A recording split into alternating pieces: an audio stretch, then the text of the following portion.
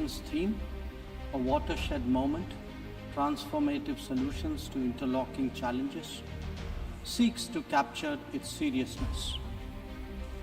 Excellencies, the year 2022 is an important milestone in India's journey towards growth, development and prosperity. India is celebrating 75 years of its independence, what we call Azadi Ka Amrit Mahotsav. The story of that period has been one of toil, of determination, innovation and enterprise of millions of ordinary Indians. We are rejuvenating a society pillaged by centuries of foreign attacks and colonialism. And they are doing so in a democratic framework whose steady progress is reflected in more authentic voices and grounded leadership. This new India, under the visionary and dynamic leadership of Prime Minister Narendra Modi, is a confident and resurgent society. Its agenda for our centenary will be achieved through the 5 pledges that we committed to on our Independence Day. 1. We are resolved to make India a developed country in the next 25 years. For the world, that creates more capacities for global growth. 2. We will liberate ourselves from a colonial mindset.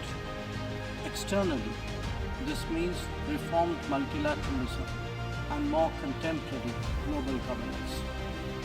3. Our rich civilizational heritage will be a source of pride and of strength. This includes care and concern for the environment, so ingrained in our traditional ethos. 4. We will promote greater unity and solidarity. This expresses a coming together on global issues such as terrorism, pandemics, or the environment. And 5. We will instill consciousness of duties and responsibilities. This applies to nations as much as it does to citizens. These 5 pledges affirm our age-old outlook that sees the world as one family. We believe that national good and global good can be entirely in harmony. It is this conviction that led us to supply vaccines to over 100 nations. Similarly, our evacuation operations in HADR situations always had room for other nationals in distress. Even as we meet our own development targets, India offers partnerships to our brothers and sisters in Asia, in Africa and Latin America. And we do so based on their needs and their priorities. Today, our focus is on green growth, better connectivity, digital delivery and accessible health. Our solidarity is not just in words. You can see them in 700 projects across the world. Madam President, even while India contributes to global betterment, we recognize the sharp deterioration in the international landscape. The world is already struggling with challenges of post-pandemic economic recovery. The debt situation of the developing is precarious. To this is now added the rising costs and the shrinking availability of fuel, of food and of fertilizers. These, along with trade disruptions and diversions, are among the many consequences of the Ukraine conflict. The Indo-Pacific too witnesses fresh concerns about its stability and its security. And climate events have added an overlay on these mounting anxieties. As we saw in the case of the COVID pandemic, the South will be the most impacted, even if the immediate causes are well beyond. It is imperative that global conversations recognize this deep unfairness. The inequity of vaccine distribution should not be replicated in other domains. Madam President, as the Ukraine conflict continues to rage, we are often asked, whose side are we on? And our answer each time is straight and honest. India is on the side of peace and will remain firmly there. We are on the side that respects the UN Charter and its founding principles. We are on the side that calls for dialogue and diplomacy as the only way out. We are on the side of those struggling to make ends meet, even as they stare at the escalating costs of food, of fuel and fertilizers. It is therefore in our collective interest to work constructively both within the United Nations and outside in finding an early resolution to this conflict. Excellencies, while the global attention has been on Ukraine, India has also had to contend with other challenges, especially in its own neighborhood. Some of them may be aggravated by the COVID pandemic and ongoing conflicts, but they speak too of a deeper malaise. The accumulation of debt in fragile economies is of particular concern. We believe that in such times, the international community must rise above narrow national agendas. India, for its part, is taking exceptional measures in exceptional times. We do so when we send 50,000 metric tons of wheat and multiple tranches of medicines and vaccines to Afghanistan. When we extend credits of $3.8 billion to Sri Lanka for fuel, essential commodities and trade settlement. When we supply 10,000 metric tons of food aid and vaccine shipments to Myanmar.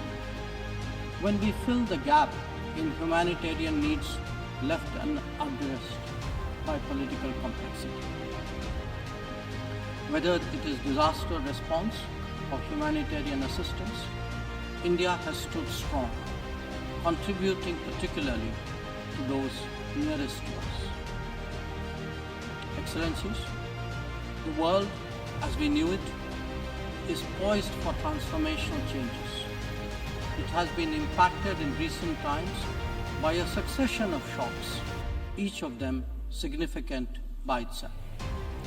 The COVID pandemic called into question the over-centralized nature of globalization and has led all of us to seek greater resilience and reliability of supply chains. The repercussions of the ongoing Ukraine conflict have further heightened economic stresses, especially on food and energy. Climate events have added to disruption that the world is already facing. As for the promise of technology, it has certainly multiplied our capabilities, but also added to our vulnerabilities. Trust and transparency are legitimate expectations of a more digitized world. The quest to create a better global order would necessarily have to address all these issues. Among them, some are clearly more existential in nature and necessitate intense coordination by the international community. Climate action and climate justice are particularly noteworthy in this respect. In their pursuit, India has worked with partners on the International Solar Alliance, the One Sun, One World, One Grid initiative, and the Coalition for Disaster Resilient Infrastructure. We stand ready to support any collective and equitable endeavor to protect our environment and to further global wellness. Lifestyle for Environment, or LIFE, as declared by Prime Minister Narendra Modi in Glasgow on the sidelines of COP26, is our homage to Mother Nature. India remains deeply committed to fighting climate change under the UNFCCC and the Paris Agreement. We do so on the principle of common but differentiated responsibilities and respective capabilities in the light of different national circumstances. We have announced our updated nationally determined contributions after COP26. Excellencies, India's steadfast commitment to South-South cooperation is by now well established and well recognized. Our approach is based on principles of mutual respect and national ownership, with a commitment to sustainable development for all. As we begin the G20 presidency this December, we are sensitive to the challenges faced by developing countries. India will work with other G20 members to address serious issues of debt, of economic growth, food and energy security, and particularly of environment. The reform of governance of multilateral financial institutions will continue to be one of our core priorities. Madam President, India would be completing its tenure as a member of the Security Council this year. In our term, we have acted as a bridge on some serious but divisive issues confronting the Council. We have also focused on concerns such as maritime security, peacekeeping, and counter-terrorism. Our contributions range from providing technology with a human touch to ensuring safety and security of UN peacekeepers. As the chair of the Counter-Terrorism Committee this year, India would be hosting its special meeting in Mumbai and New Delhi. I invite all member states to participate in it. We need to create a global architecture that responds to the new tech tools deployed against open, diverse, and pluralistic societies. Having borne the brunt of cross-border terrorism for decades, India firmly advocates a zero-tolerance approach. In our view, there is no justification for any act of terrorism regardless of motivation, and no rhetoric, however sanctimonious, can ever cover up bloodstains.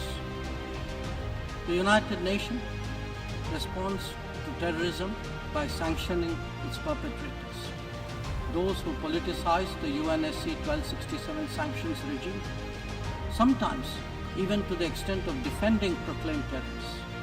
They do so at their own peril. Believe me, they advance neither their own interests nor indeed their reputation. India has always espoused a cooperative, inclusive, and consultative approach to international relations.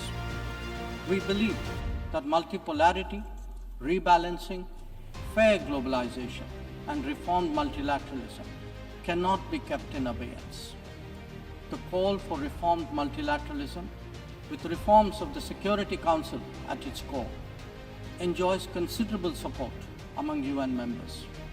It does so because of the widespread recognition that the current architecture is anachronistic and ineffective. It is also perceived as deeply unfair, denying entire continents and regions a voice in a forum that deliberates their future. India is prepared to take up greater responsibilities, but it seeks, at the same time, to ensure that the injustice faced by the Global South is decisively addressed. Our call is to allow serious negotiations on such a critical matter to proceed sincerely. At times, it is essential that the world listens to more voices of reason and experiences more acts of goodwill. India is willing and able on both counts. We believe and advocate that this is not an era of war or of conflict. On the contrary, it is a time for development and for cooperation. Madam President, in the past, this august assembly has served as a meeting point of views and as a catalyst for action. It is vital that we continue to believe in the promise of diplomacy and the need for international cooperation. Therefore, Madam President, let us strive to return to the course of seeking peace, progress, and prosperity. I thank you.